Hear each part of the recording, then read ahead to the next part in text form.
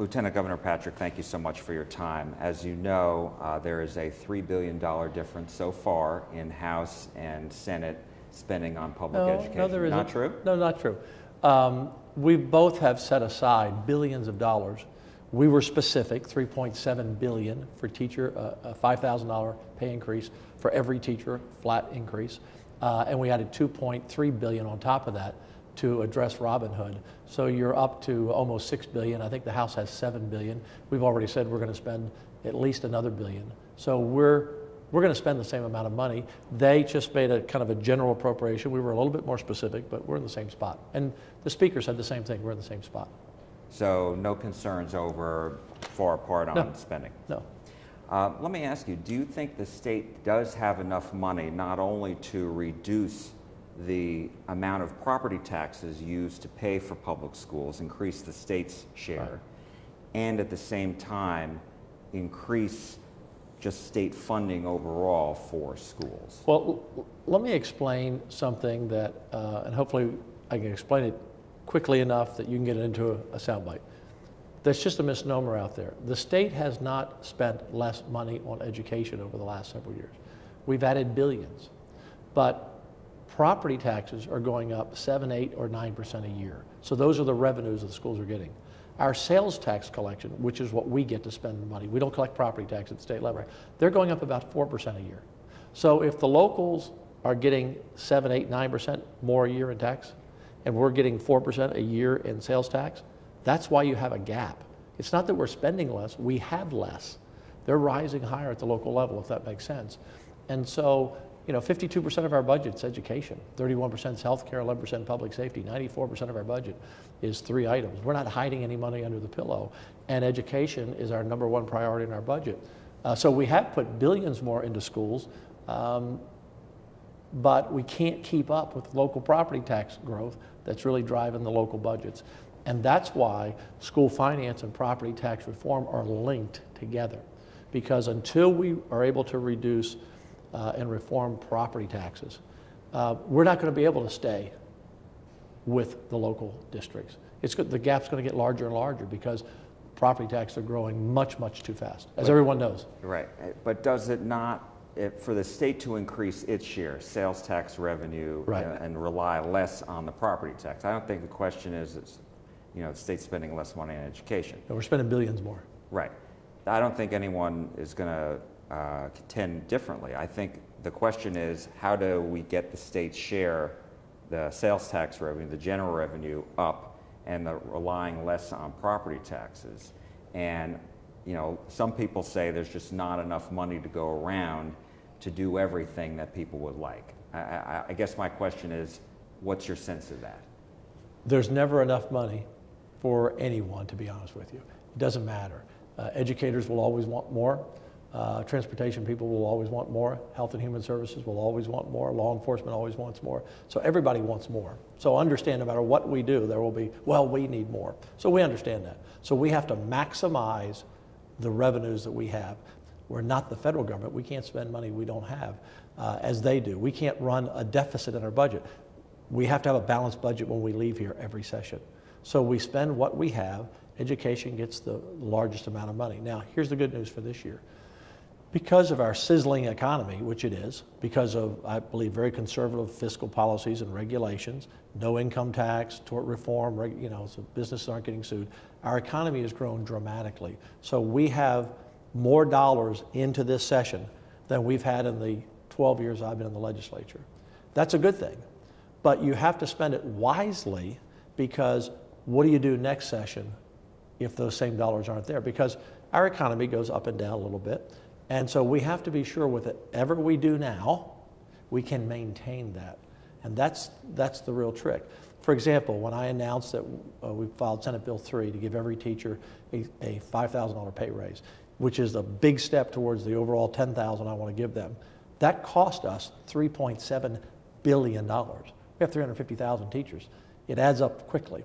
I have to be sure, which I am, that we will have that $3.7 billion every session, every session, every session. And that's why we're going to put that pay raise as an entitlement in the allotments in perpetuity. So if that makes sense to you, we could We could take billions and put it into a specific issue today, but if we don't know we're going to have that down the road, then you have to be very careful. So we're going to craft a plan that's going to reform property taxes, slow the growth dramatically, and address school finance. I don't know what that looks like, Jack, today. That's what the session's for. But the fact that the governor, the speaker, and myself all came out together before session, unprecedented. It's never happened in the history of Texas that we know. We came out together in a joint press conference and we said, we're going to reform property taxes, we're going to address school finance, and we're going to give teachers a pay raise. And so we're going to get it done, but that's what the next 4 months of work is to do. And we're going to have a strong bill at the end. Regarding teacher salary increases, so you're saying that in the next 2-year budget, you're hoping to give them the other $5 billion? No, here's what I'm saying is that... Or the other $5,000 increase? Sorry, yeah. My goal is to increase the base pay for teachers at $10,000 on average. So this would do half? On average. This would get us half. So the teachers would get $5,000 more next September, and they get $5,000 more the following September, and in perpetuity.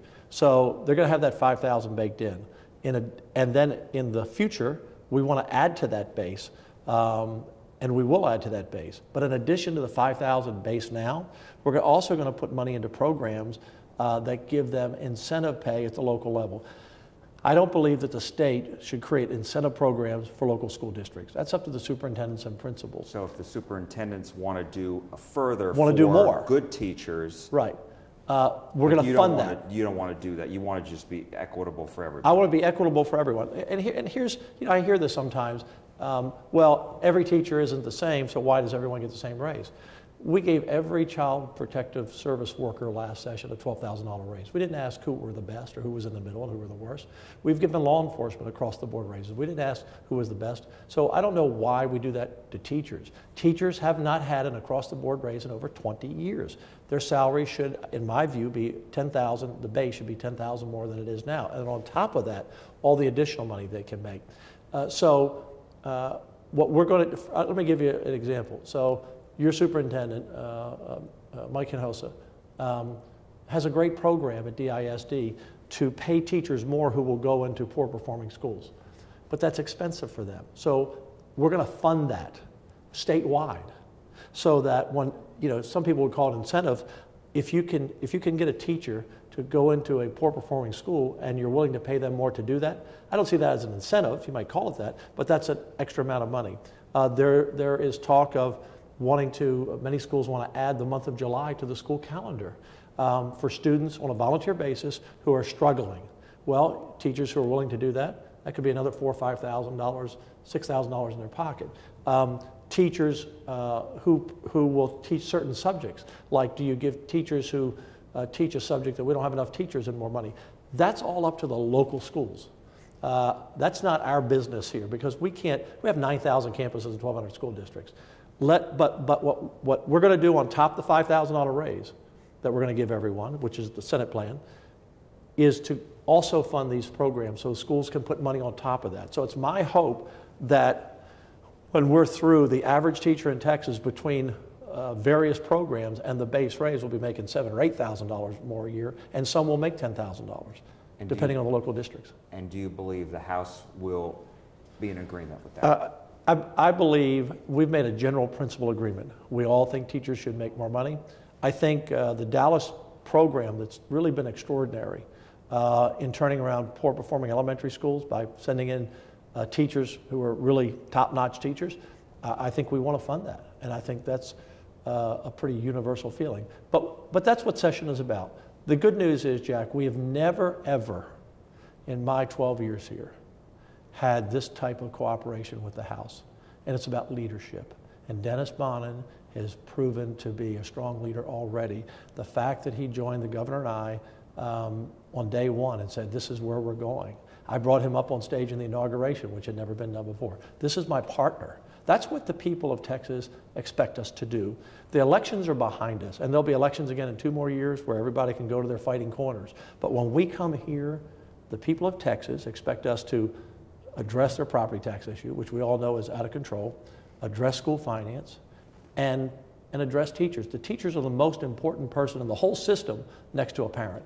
And it's expensive, Jack, and it's complicated, but we're going to do it. Regarding property tax Yeah. reform, as you know, Governor Abbott has proposed a cap of 2.5%. It's not a cap. Okay. Okay. So the media has been saying it's a cap for 2 years. So what is? When we passed our 4% plan last session, they called it a cap. The cities and the counties like to call it a cap because it gives them a good political standpoint. It's not a cap. until, but they can go to the voters for Right. more. Well, that's Right. not a cap. Right. Okay. So we want to limit government growth, and his plan is 2.5%. We want to limit government growth to 2.5%.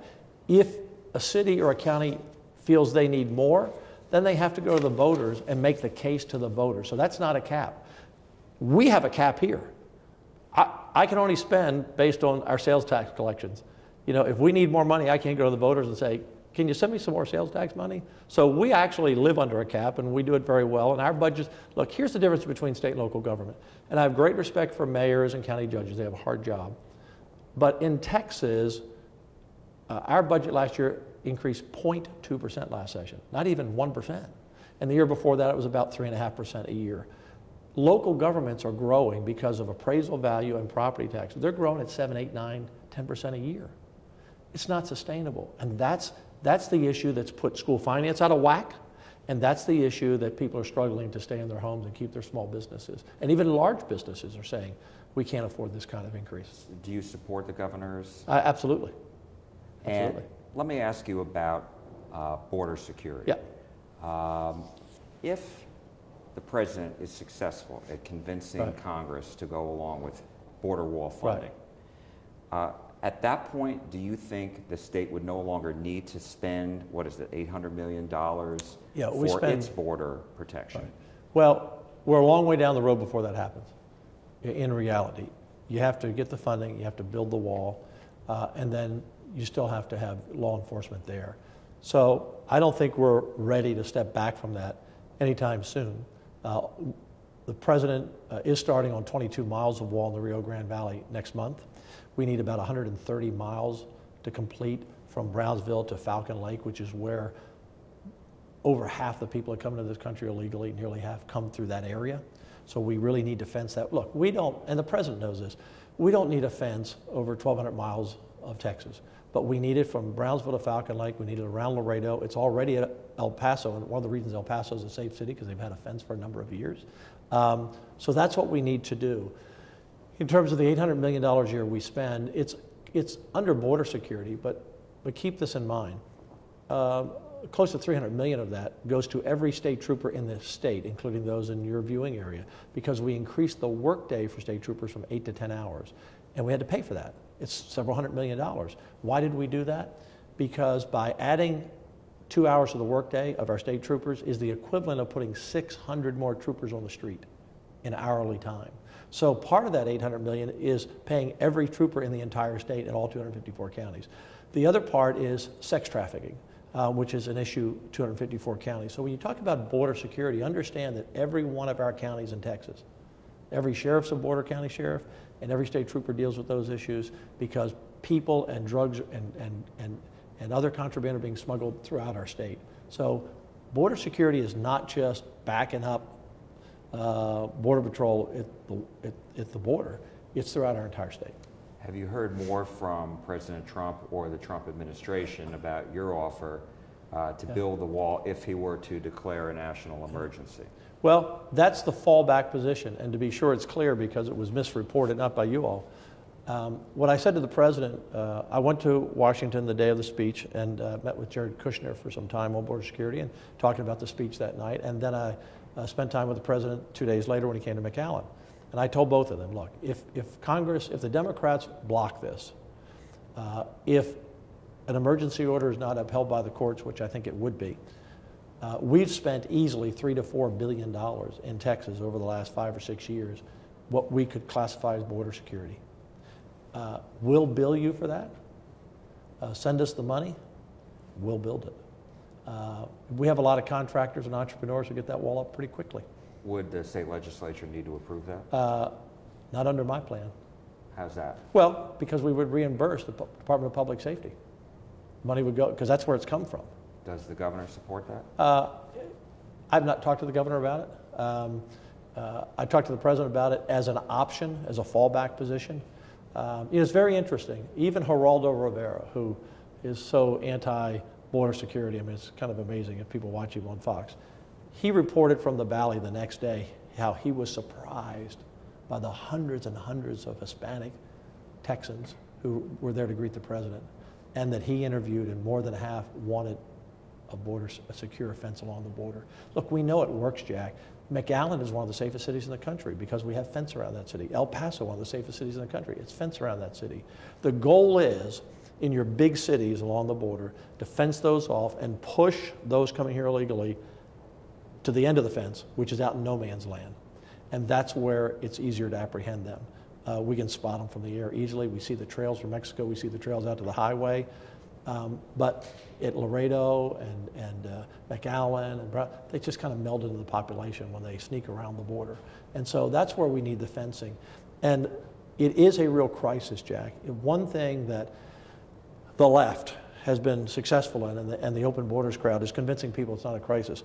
We apprehended 500,000 people that crossed into America illegally last year from San Diego to Brownsville. About 300,000 of those came into Texas, and most of those between Laredo and Brownsville.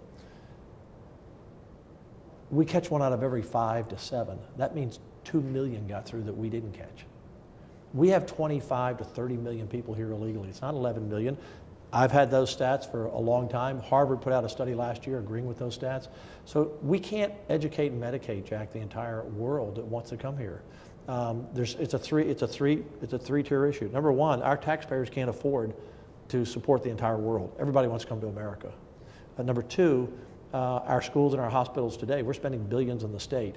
About 1 out of every 5 kids in Texas schools is not proficient in English. That's a cost to the state. Our health care is a cost. You have the criminal issue, and then you have the humanitarian issue. No one should no one should die trying to come to America. You shouldn't suffocate in the back of an 18-wheeler. You shouldn't be crawling in a hole and putting your baby under a fence. Women should not be raped as part of their bounty to get here, which they are on a regular basis. That has to stop. And the Republicans and the Democrats in Washington need to pass legal immigration reform. You pass legal immigration reform where people can come here with dignity and not live in the shadows, pay the government a few $1,000s to come in, whether it's a guest worker program or they're coming here to begin the legal citizenship process. You do that and put up a fence, we'll end this illegal immigration because people will have a way to come here, and we'll secure the border for those who try to get here. Is there money set aside in the budget to harden schools, as was discussed quite a bit? You bet. It's the speaker, the governor, and look, we have a lot of top priorities, but you could say they're all parallel. This is at the top. My wife and I purchased 10 metal detectors for the Santa Fe school, and the company, Garrett, up in the Dallas area, provided the others. And we did that to create a model for other schools to see. I can't afford to buy metal detectors for the whole state, but I wanted other schools to see what was available. Look, there are some schools who don't want them. Parents, I don't want metal detectors. Other schools want them. So we're going to be sure the funding is there. And we've said that a year ago. We're going to be sure the hardening of the schools in other ways, like maybe bulletproof glass or increasing the security in the entrances, the vestibules of the schools. We're leaving that, again, up to local decisions. I want to make sure every door in every school has a push bar emergency exit, because in Santa Fe, some of those kids who were killed couldn't get out because the door was locked. I want emergency doors that you can open. So we're going to take money and we're going to make sure the schools have the money they need to do that, as well as training teachers who want to learn to carry firearms, or schools that want to permit that. We've had a big increase in those schools that are sending teachers to that training. So yeah, you bet. It's a priority number one for me, and I think every member of the legislature. We don't want to see, you can never stop crime absolutely from happening, no matter what laws you pass and what safeguards you have. But we have to do everything we can so that parents feel that when their kids get on the school bus, they're going to get off the school bus at the end of the day, and that we've done everything we can to keep them safe. That's a wrap, gentlemen. Lieutenant Governor, thank you Thank so you, Jack. much. Thank you. Appreciate it.